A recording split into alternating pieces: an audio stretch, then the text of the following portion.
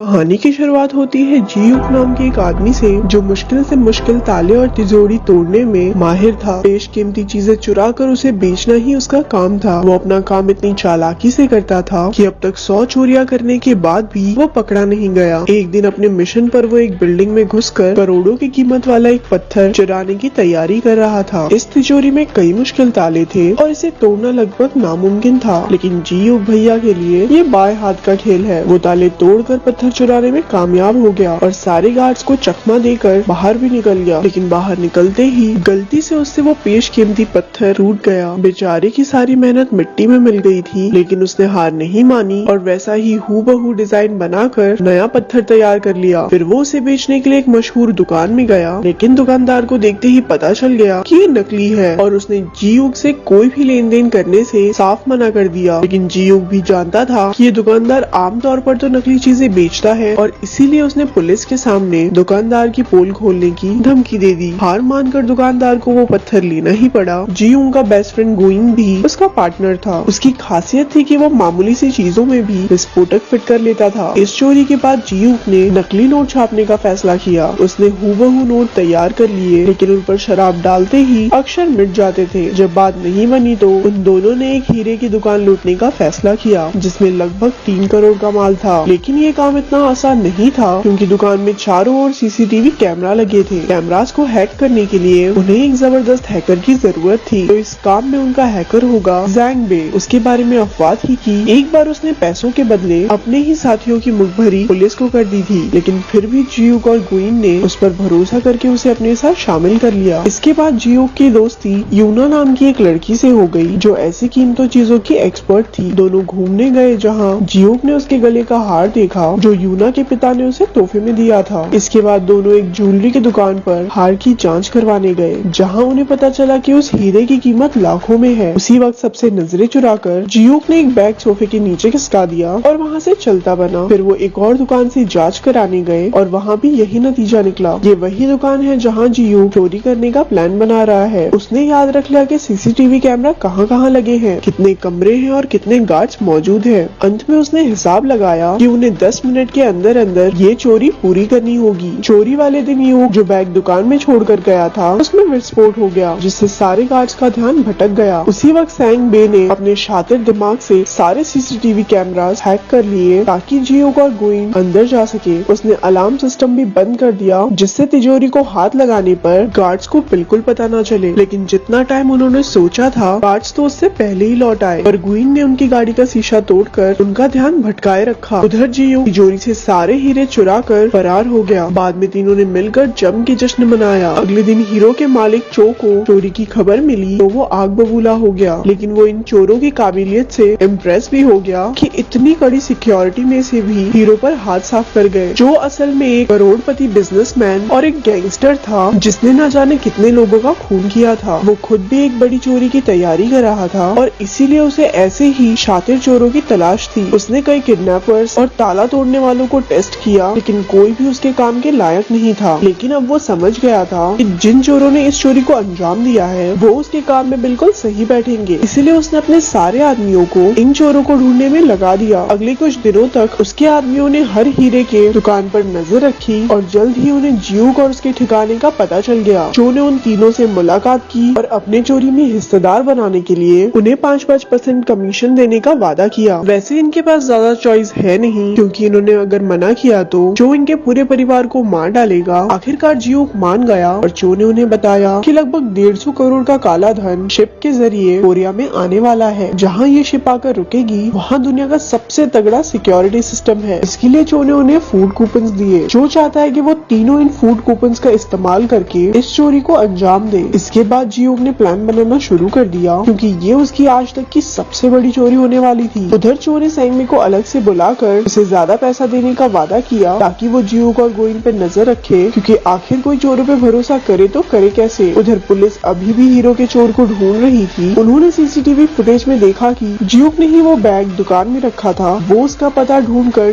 जीयूक के घर में घुस गए, जहां उन्होंने उसकी अगली चोरी का सारा प्लान देख लिया। यहाँ से पुलिस को एहसास हो गया कि वो चोर से मिला हुआ है। चोरी से पिछले दिन जीयूक और गुइन बोट पर जाकर विस्फोटक और सिक्योरिटी सिस्टम को हैक करने के डिवाइसेस रखाए। अब अपने ठिकाने ठिकाने पर लौटकर जियोक ने गोइन से कहा कि वो चो को धोखा देकर सारा पैसा खुद ही क्यों नहीं रख लेते, लेकिन जैंग बे को उनके प्लान के बारे में पता चल गया और उसने चो को सारी खबर दे दी। चो को गुस्सा तो बहुत आया, लेकिन उसने जियोक से बाद में निपटने का फैसला किया क्योंकि अभी उसे उसकी जरूरत है। इसके बाद जियोक ऊना से मिलने गया, लेकिन वो उसकी यूं अचानक गायब हो जाने से बहुत नाराज थी। जब वो नहीं मानी तो जियोक ने बताया कि उसके पिता ही उसके गुरु थे। यूना का बाप मिस्टर ओ ही वो आदमी था जो जियोक को इस चोरी की दुनिया में लाया। एक समय ओ चोरी चकारी छोड़कर एक आम जिंदगी जीना चाहता था, लेकिन उसी दिन उसके बिजनेस पार्टनर चो ने उसे मार डाला। यूना को उसके किसी बात पर यकीन नहीं हुआ और वो वहाँ से चली गई। कुछ ही देर में चो के आदमी उसे किडनैप कर वहाँ से ले गए ताकि जियोक उससे गद्दारी ना कर सके। फिर चोरी को अंजाम देने का दिन आ गया और सारे चोर पोर्ट में घुसने में कामयाब हो गए। उधर से चो ने विस्फोटक में धमाका कर दिया, जिससे सारे सिक्योरिटी गार्ड्स का ध्यान भटक गया। मौका देखकर जैंग बे ने सिक्योरिटी सिस्टम हैक कर लिया और वहाँ के लोगों को लगा कि इस प्रॉब्लम को वो तो 40 मिनट में सॉल्व कर देंगे। अब जियोक और गोइन के पास काफी टाइम था। वो तिजोरी के पास गए और जियोक ने अपनी काबिलियत से ताला खोल लिया। अब उनके सामने पैसों का ढेर लगा हुआ था। बिना समय गवाए उन्होंने अपने ट्रक में पैसे भरने शुरू कर दिए और बदले में चो के दिए फूड कूपन्स रख दिए। धमाके की खबर सुनते ही पुलिस वहाँ आ पहुंची और उन्होंने पोर्ट को चारों ओर से घेर लिया, जिस वजह से जियोक अपने साथियों के साथ बाहर नहीं निकल पाया। उधर चो ने आकर जियोक पर बंदूक तान दी क्योंकि उसे जियोक की गद्दारी का पता चल गया था। चो ने यूना का हार दिखाकर कहा कि वो उसके कब्जे में है। उसकी जान बचाने के लिए जियोक ने अपने आप को पुलिस के हवाले कर दिया, लेकिन पकड़े जाने से पहले ही वो पानी में कूद गया और पीछे से पुलिस वाले उसके ऊपर गोलियां दागने लगे। उसमें से एक गोली उसे लग भी गई। उसके हाथ में जो बॉम्ब था वो भी फट गया, यानी कि ये साफ था कि वो मर चुका है। जब गोइन को इसका पता चला तो वो अपने दोस्त को खोकर बहुत दुखी हुआ, लेकिन जैंग बे खुश था क्योंकि अब उसे जियोक के हिस्से के भी पैसे मिल जाएंगे। तभी उन दोनों में बहस छिड़ गई और जैंग बे ने चाकू से गोइन का खून कर दिया। आखिरकार पैसों से भरा ट्रक चो के यहाँ पहुँचा, लेकिन उसके अंदर सिर्फ फूड कूपन्स भरा देख के उनके पैरों तले जमीन खिसक गई। उसे कुछ समझ नहीं आ रहा था कि तभी जियोक का कॉल आया जो एकदम ठीक था। अब सारे पत्ते खुलने लगते हैं कि असल में शुरुआत से जो हुआ वो सब जियोक के प्लान का ही एक हिस्सा था। जियोक चो से मिस्टर ओ की मौत का बदला लेना चाहता था। सबसे पहले उसने जो नकली पत्थर बेचा उसमें एक माइक्रोफोन फिट कर दिया क्योंकि वो जानता था कि चो अक्सर वहाँ खरीदारी करने आता था। उसके प्लान के मुताबिक बिल्कुल वैसा ही हुआ और चो ने वो पत्थर खरीद लिया। उसकी बातें सुनकर जियोक को पता चला कि चो एक शातिर चोर की तलाश में है, तो उसने जानबूझकर हीरे चुराए ताकि वो चो की नजरों में आ सके। पूरा टाइम चो को लगता रहा कि वो जियोक को ढूंढ रहा है, लेकिन जियोक खुद ही उसके लिए सबूत छोड़ रहा था। जैंग बे भी जियोक का ही साथी था और वो बस चो के साथ होने की एक्टिंग कर रहा था। जियोक को पकड़ने आई पुलिस भी फर्जी थी और उसे लगने वाली गोली भी नकली थी। बेसिकली वो चो को चू बनाकर भाग गया। उधर पुलिस ने भी मरने का नाटक करने वाले गोइन को भी बचा लिया और चो को पैसे के नाम पर कुछ मिला तो वो था ठेंगा। ऊपर से जियोक ने पुलिस को उसकी खबर भी दे डाली। पुलिस चो के अड्डे पर पहुंची जहां चो के आदमी और पुलिस में मारामारी शुरू हो गई। वहीं जैंग बे ने यूना को कैद से रिहा करवा लिया। अपने प्लान को चौपट होता देख चो भी वहां से भाग गया। जियोक के आदमी फूड कूपन से भरा ट्रक भी ले गए। हालांकि उसकी कोई खास कीमत नहीं थी, लेकिन फिर हमें पता चला कि कूपन असल में वही पैसे थे जो उन्होंने चुराए थे। जब वो ट्रक में पैसे भर रहे थे तो उन्होंने जियोक की नकली नोट बनाने वाली मशीन से उन्हें फूड कूपन बनाकर प्रिंट कर लिया। अब जैसे ही उन पर शराब पड़ेगी वो फिर से असली नोट बन जाएंगे। इसका मतलब पूरे टाइम पैसे चो की आंख के सामने ही थे, लेकिन वो उन्हें पहचान ही नहीं पाया। आखिरकार जियोक ने चो की गाड़ी को टक्कर मारकर उसे पुलिस के हवाले कर दिया। इसके बाद उन्होंने अपने ठिकाने पर कूपन्स पर शराब छिड़क कर उन्हें पैसों में बदल दिया। अब इतनी बड़ी चोरी की है तो जियोक कुछ महीने के लिए अंडरग्राउंड हो गया। एक दिन जियोक ने यूना को पैसे से भरा एक बैग भेजा जिससे वो दुबई में एक आर्ट गैलरी शुरू कर सकती है, जो कि हमेशा से उसका सपना था। वो दुबई पहुंची और वहाँ उसे एक म्यूजियम में अपना हार दिखा। तभी अपने जियोक भैया की एंट्री हुई और दोनों साथ मिलकर खुशी खुशी रहने लगे। और ऐसे ये मूवी यहाँ खत्म हो गई। ऐसी और स्टोरी सुनने के लिए हमारे पेज को